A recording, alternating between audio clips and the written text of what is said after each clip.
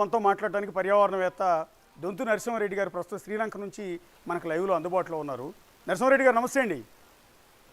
నమస్తే. ఎలా సార్ ఈ ఇల్లీగల్గా ఈ విధంగా మొక్కజొన్న పండిస్తున్న విషయం అనేది అక్కడ బిగ్ టీవీ టీం అక్కడికి వెళ్ళిన సందర్భంలో ఇది కొంత బయటపడుతోంది. సో ఎలా చూస్తారు దీన్ని మీరు? ఇది చాలా దురదృష్టకరం. అయితే ఇది చట్ట వ్యతిరేకంగా మనకు విత్తన కంపెనీలు మొదటి నుంచి కూడా వ్యవహరిస్తున్నాయి. ఇదివరకు మనకు హెర్బిసైడ్ టాలరెంట్ బీటీ కాటన్ కూడా చట్ట వ్యతిరేకంగా తీసుకొచ్చారు. అంతకుముందు బీటీ కాటన్ కూడా చట్ట వ్యతిరేకంగా తీసుకొచ్చారు. అయితే ఇప్పుడు ఇది ఆహార పంటలు తీసుకురావడం చాలా ఘోరమైన పరిస్థితి. ఎందుకంటే ఆ ఆహారము తింటే మక్కలు తెలంగాణలో చాలా సాధారణమైన ఆహారము. అన్ని ఇళ్ళల్లో కూడా అనేక రూపాల్లో దాన్ని తీసుకుంటారు, తింటారు. నిత్యం పొలం నుంచే నేరుగా కంకులు తీసుకొని తినే అలవాటు ఇక్కడ ఈ సంస్కృతిలో ఉంది. ఇటువంటి ఆ, ఆహార పంటలో ఇట్లాంటి జన్యు మార్పిడి, ప్రమాదకరమైన జన్యు మార్పిడి విత్తనము చట్ట విరుద్ధంగా ప్రవేశపెట్టిందంటే ఇది చాలా క్రిమినల్ చర్య. ఇది దీని మీద చర్యలు తీసుకోవాల్సిన బాధ్యత తెలంగాణ ప్రభుత్వానికి ఉంది, కేంద్రానికి కూడా ఉంది.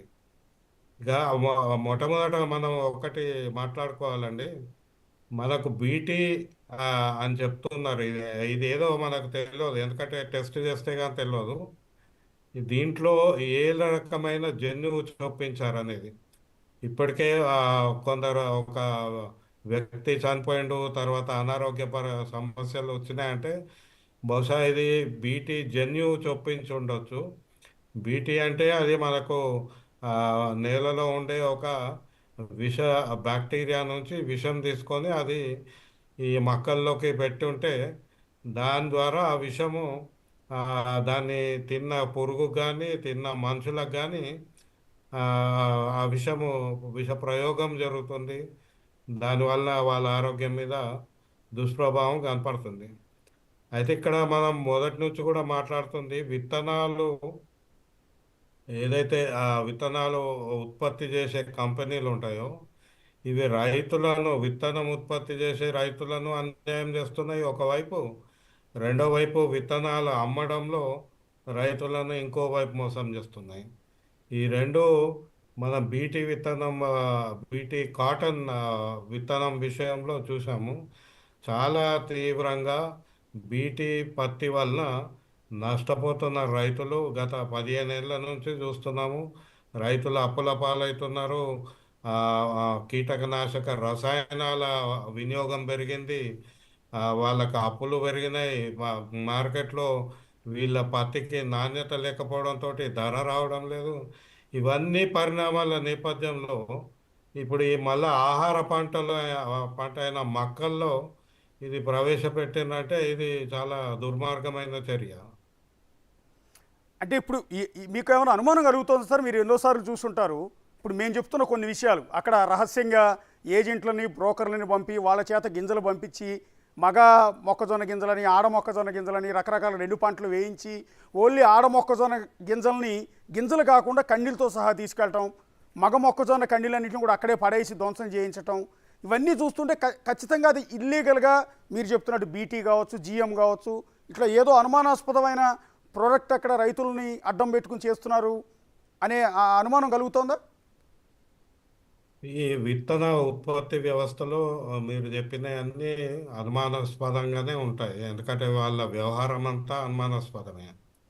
ఇప్పుడు ఈ మొక్కలు మీరు ఏవైతే సేకరించారో చాలా అంటే మీరు పడిన కష్టం, బిగ్ టీవీ టీం పడిన కష్టము అది చాలా ఇంపార్టెంట్ ఇష్యూ. మనకు అనుమానం అనేదే కాదండి, మనకు ఆ వ్యక్తిలో చనిపోయారు అనేది మనకు స్పష్టంగా కనపడుతుంది. అంటే ఇది అనుమానము రుజువైంది. రెండోది మా అనుభవంలో మేము గత 10-15 ఏళ్ళుగా చూస్తున్నాము. ఈ ఈ మన జన్యు మార్పిడి పంటలు చట్ట విరుద్ధంగా ప్రవేశపెడుతున్నాయి విత్తన కంపెనీలు. దాని మీద ఇదివరకే ప్రభుత్వమే నిర్ధారణ చేసింది. అంటే వీళ్ళకి ఇది ఒక అలవాటుగా మారింది. ఎందుకు అంటే దీని ద్వారా లాభాలు చేకూర్చుకోవడానికి, అంతే తప్పితే రైతుల కొరకు కాదు ఇది.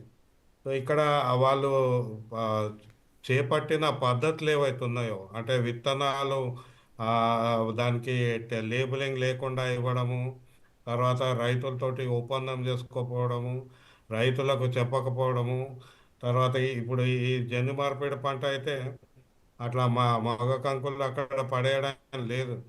ఎందుకంటే చాలా ఆ, దీర్ఘకాల ప్రభావం ఏంటంటే ఈ మొక్కలు ఒకవేళ ఉన్న మన సాంప్రదాయ మొక్కలను కలుషితం చేస్తే మన ఆహార వ్యవస్థ, మొక్కల ఆహార వ్యవస్థ పూర్తిగా కలుషితం అయిపోతుంది. మనం ఇంకా ఆ పంట పండించే పరిస్థితి కూడా ఉండదు. అంటే ఈ ఈ విత్తన కంపెనీలు ఇట్లాంటి అనుమానాస్పద ఆ, చర్యలు, పద్ధతులు ఆ, చేపట్టి విత్తనాలు ఉత్పత్తి చేస్తున్నారు.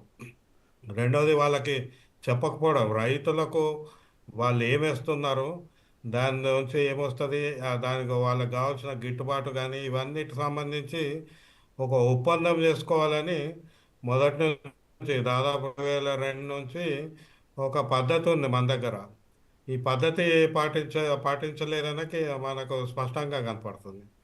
రెండోది జన్యు మార్పిడి పంట అయితే కేంద్ర ప్రభుత్వము దానికి అనుమతి ఇవ్వాలి. ఇవి ఒకవేళ క్షేత్రస్థాయి పరీక్షలు అయితే క్షేత్రస్థాయి పరీక్షలకు కేంద్ర ప్రభుత్వము, రాష్ట్ర ప్రభుత్వము, ఇక్కడ స్థానిక వ్యవసాయ విశ్వవిద్యాలయము వీళ్ళందరూ అనుమతి ఇవ్వాలి. ఈ అనుమతులు ఏమీ లేకుండా చట్టవిరుద్ధంగా దూరంగా, ఇందాక మన రామాదేవి గారు అన్నట్టు ఆదివాసీ ప్రాంతాల్లో వాళ్ళకి ఏమీ తెలియదు కాబట్టి, గిరిజనులు వాళ్ళకి తెలియదు కాబట్టి అక్కడ పోయి వేస్తున్నారు. అంటేనే ఇది అనుమానాస్పద ఉత్పత్తి, అనుమానాస్పద విత్తనం అనేది స్పష్టంగా కనపడుతుంది. అంటే ఇప్పుడు మనకి ఇది బీటీ అంటారా, జిఎం అయి ఉండొచ్చా? ఏంటి ఏంటి తేడా ఏంటి సార్ బీటీకి జిఎంకి? బీటీ అంటేనేమో ఒక రకమైన విష పదార్థము అందులోకి పడతారు. ఓకే. జన్యు మార్పిడి ఏమో రకరకాలుగా చేయవచ్చు, అందులో ఇంకా వేరే జన్యువులు ఏమన్నా ప్రవేశపెట్టవచ్చు. అంటే అది ఒక విస్తృత పదం. జన్యు మార్పిడి అనేది విస్తృత పదము. బీటీ అనేది ఒక పర్టికులర్ ఒక ప్రత్యేకమైన జన్యువు ప్రవేశపెడితే అది బీటీ అంటారు. ఇది దీని టెక్నాలజీ ఏంటంటే బీటీ మనకు సాధారణంగా నేలలో బ్యాక్టీరియా ఉంటుంది, బ్యాసిలస్ తురంగైనసిస్ అని. ఈ బ్యాక్టీరియాలో ఉండే విషాన్ని జన్యువు తీసుకొని మొక్కల్లో ప్రవేశపెడతారు. ఇదివరకు పత్తిలో ప్రవేశపెట్టి ఆ పత్తి ఆ, కాయ ఆ, పురుగు తింటే పురుగు చచ్చిపోతుందండి. అంటే ఆ చచ్చిపోవడానికే ఆ విషము ప్రవేశపెడతారు.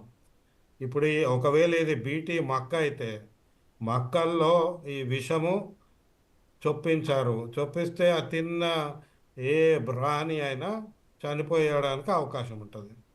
సో ఇది ప్రయోగం చేస్తున్నారా, లేకుంటే ఒక ఆ, అంటే ఇప్పుడు మనము ఆహార కల్తీ విషయంలో మనకు చట్టం ఉంది, క్రిమినల్ చర్యలు చేపట్టవచ్చు.